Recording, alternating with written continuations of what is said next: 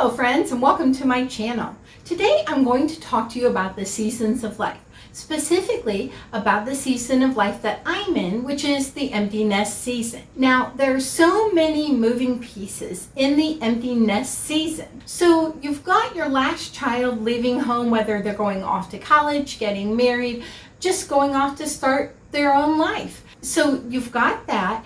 You've also possibly got aging parents to deal with. So with that, you've got their housing situation to consider, their medical situation to consider, their finances to manage. There are a lot of moving pieces with aging parents. And on top of that, you quite possibly have work issues to deal with. So it's not like it was back in the day where you worked 40 or 45 years, you got a gold watch and you retired. It's not like that anymore. We have so many people that we know that they either, in this season of life, they either have gotten a new job, or are about to get a new job, or are looking for a new job, or they're having to get new accreditation to keep the job they already have. So there are a lot of stressors in the workplace in 2023 that just simply didn't used to be for people that are finishing up their work career. So you've got that playing into the empty nest season as well. Okay, you may also have children getting married. Now, though it is a wonderful thing when your child gets married, it can be a very stressful thing getting all the planning and the details together. So that's yet one more thing that you have to balance, okay? Another part of the empty nest is the downsizing. Many of us in this society downsize. And I know for us, we were about 4 years into the empty nest and we realized that our home was just way too big. So we sold our home, we moved into this 2-bedroom condo, and in the process, we had let go of 50% of our things. And over the next several years, it ended up that we ended up letting go of 75% of our things. We had just brought way too much over. So when in doubt, if you're going through the downsizing, let go of more. It just makes it easier when you get to the other side. So yeah, downsizing is another part of the empty nest. Another thing you have to consider are health issues. As we get older, our bodies tend to break down and things just don't work as well as they did, and there are surgeries you might have to have, or there might be illnesses and treatments and things you have to deal with. Also, another part of that, unfortunately, is we have to say goodbye to our loved ones. I know that my husband and I, between us, have already buried 3 siblings, and that's really hard, but that is yet another part of the empty nest. I say all this to say, be kind to yourself as you're going through the empty nest season. Don't have expectations of yourself way up here. It's not realistic and you will always fall short. Be flexible with yourself and just understand that the empty nest very much goes like this. Not only do your activities go like that, but your emotions go like that. Be kind to yourself and give yourself some self-care times to better deal with these. Now, a couple things that I have for ideas for you to help manage this time emotionally is, first and foremost, get off of social media. You need to understand that when people are posting on social media, they're posting all their best moments and you're comparing them against your reality and you fall short every time. And don't do that. That's so destructive, okay? Cut social media. If you don't cut it out totally, cut it drastically, and you will feel so much better about yourself. I promise you. Okay, other things that you can do to help yourself. Sit in nature. Take a walk in nature. These are therapeutic and healing things that can really help you. Another thing, audiobooks. If you love to read a book, but if not, just put in an audiobook. Make sure it's fiction, make sure it's lighthearted and fun so that you can escape away from all these important stressors that you're dealing with every day. The audiobook is an escape. So set your timer for 45 minutes to an hour and just escape. Sit out on the porch, You're sitting in nature, you're watching the birds and squirrels, and you're just taking in a story. You're letting it take you away, kind of like that commercial, Calgon, take me away. Just let it be a reprieve for you where you can just check out for a little bit. Another idea would be you could just go watch a movie. Okay, put in a movie, something fun that will allow you to escape for an hour and a half and just take a brain break. Let your brain rest and not think about all that's going on that you have to deal with, okay?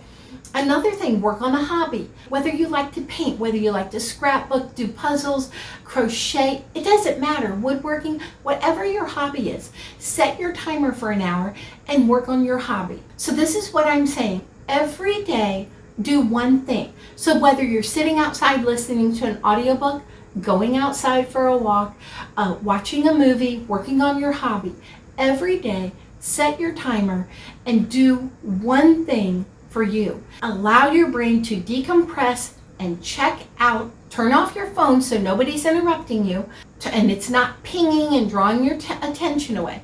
Just check out and let your brain decompress. And I promise you, you will get your mojo back and you'll have a lot more bandwidth to deal with the things you have to deal with each day. Okay, the next thing I want to tell you about the empty nest is it's like a second honeymoon. Why does nobody tell us this? You love your children, obviously, but it's wonderful. For the last 25 to 30 years, you have been pouring yourself into your children, but now they're gone, they're living their best lives, and now you get to reconnect on a whole new, deeper level with your spouse, and it's wonderful.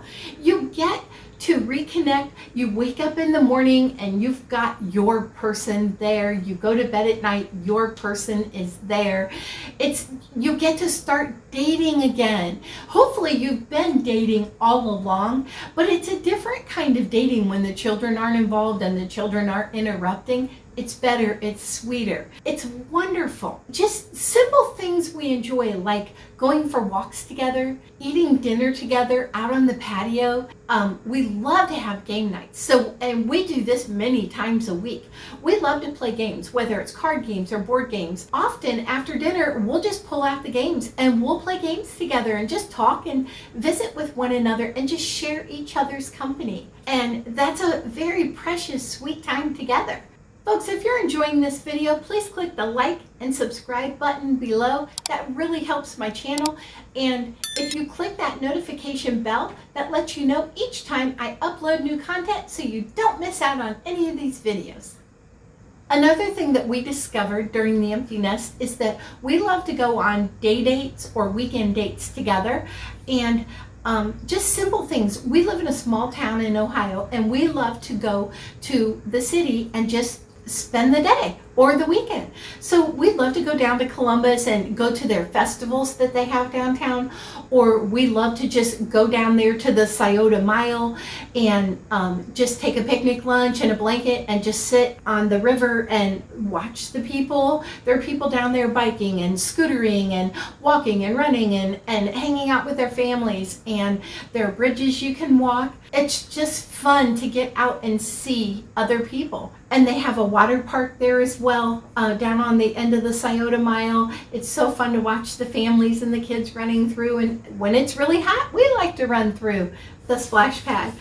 Another thing, we love Cincinnati. Oh my, the Cincinnati Zoo and Botanical Gardens, they've got waterfalls, and like half the exhibits, the animals are up close and really easy to see, and everything is just like a lush garden. The Cincinnati Zoo is amazing. That's just one of the things we love. We love to go downtown, rent bikes, and they have so many bridges that go over the Ohio River, and so we like to just bike the bridges. Or downtown, they have this garden area and fountain area that's lit up at night, and we like to just go down there and walk the garden and walk the fountains and take pictures, and it's just beautiful and relaxing. So that's yet another thing we like. Just tubing down the Mohican River. We love to hike at Mohican State Forest, and just recently we spent the afternoon tubing down the river. Another thing, we took a train ride last fall in southern Ohio. we found out there was this train that you could take through this beautiful area in the fall, and it was wonderful and fun and just something different. We also went down to Kentucky to the Ark. If you haven't been there, look it up. It's a really cool, fun thing to see. It's a life-size Ark with life-size everything, and you've heard the story of the Ark many, many times, but to see it life-size in person, it's pretty astounding and really, really cool to see. So that's what we do. We'll just take a day trip somewhere, and it's just fun traveling together, being together, sharing, talking, and just hanging out with your person. And one thing Glenn said to add to this, he told me to tell you, take a yearly vacation together. He said that's a must. We try to take somewhere different all the time. Some special places we've been, Watkins Glen in New York, where they have all those waterfalls. They have dozens and dozens of waterfalls throughout the area. You can't begin to see them all, but just look some up and just go see them. Beautiful. And we definitely want to go back there. Niagara Falls, we've been there several times. We love Niagara Falls, and it's different every time we go. We've been there in April where there was a spring blizzard and everything was covered in mounds of snow. We've been there in the summertime. I don't know what was different about this particular summertime, but there were rainbows up and down the Niagara River, down at the bottom of the falls all the way out. It was incredible. It just seems different every time we go, but we love Niagara Falls. We love the Canadian side. We love the American side. We just love it all. We love Niagara Falls. Clearwater Beach in Florida, over by Tampa, it's our happy place. But in all honesty, we have fallen in love with the Gulf Coast. So if you take Clearwater all the way down to St. Pete, all the way down to Fort Myers, like honestly now, we just will go down there in February, and we will just travel to the different beaches up and down the Gulf Coast and do different things each time we go. Clearwater is our very special happy place, but we love the Gulf Coast. Definitely, from Glenn, take an annual vacation together. Another part of the empty nest is grief, because you're saying goodbye to your last child. You've spent the last probably 30 years of your life investing in your children, and you've just poured yourself into them, and that was the purpose of you being here. And now it's like, wait, they're all gone. What do I do now? And there is a grieving that goes on, and you're not going to get over it in a week, a month, a year. It doesn't work like that, and it comes in spurts, and it definitely gets easier as you go along. But one thing I have found that truly helps with that is to volunteer. This volunteering will definitely help you. So whether you're volunteering at schools with small children, whether you're volunteering with teens, senior citizens, maybe it's animals, maybe you're an animal lover. Give back in a way that feeds your soul. Like an example would be for me. For me, I've chosen teenagers. I have such a heart for the aging out youth in America, the kids that are aging out of the foster care system. So I was able to find a way to, once a week, I volunteer down in Columbus, Ohio, and I work with teens aging out of the foster care system. And this is something that I do that absolutely feeds my soul. And it really meets that need of needing to nurture. And so I can tell you from personal experience that volunteering where you can give back and you can nurture, it really helps your own personal grief. Grieving is part of this process. Don't get lost in it. Get busy, give back. Okay, so remember, life is messy, life is hard, life is wonderful. Be a better version of yourself today than you were yesterday. Let that be your life's goal, and you're going to have a wonderful empty nest season. Thank you so much for watching this video, and I'll see you in the next one.